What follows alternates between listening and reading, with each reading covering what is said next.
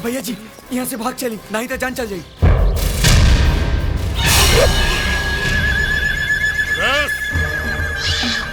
मंगल जंगल के राजा यहाँ काल भी आ जाए ना तो कर खाल खींच ले। काल ना भैया जी, साक्षात यमराज बा।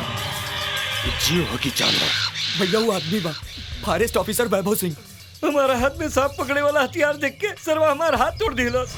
सरवा हमरो गोल तोड़ देलस। अगर कोनो जीव जानवर के मारते देख ले होई तो सरवा हमरो ओजे मुआ देले रहे। अच्छा ये चूटा का जीव है भैया जी। तो एक के मारा तू हमरा के मारी। काहेला मौत के दावत देता नहीं। अभी चूटा फैसला करी कि मौत हमार हुई क्यों कर।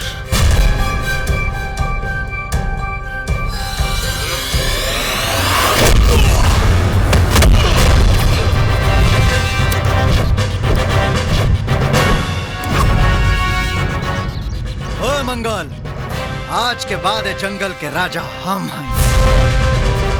आज के बाद तोहनी के जंगल का एगो चूटा भी मरलस त तोहनी के पानी पिया पिया के ना धूल चटा चटा के मर। मंगल चाटे वाला ना, गर्दन काटे वाला। और वैभव सिंह तोहनी जैसन चूहन के बिल में घुस के ठोके वाला काम करेला।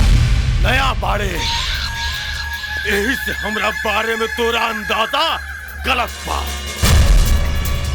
जियल चाहता रे तो यहाँ से भाग जाओ, ट्रांसफर करवा ले। और ये जंगल हमारा और इलाका भी। इलाका हमेशा कुत्तन के होला।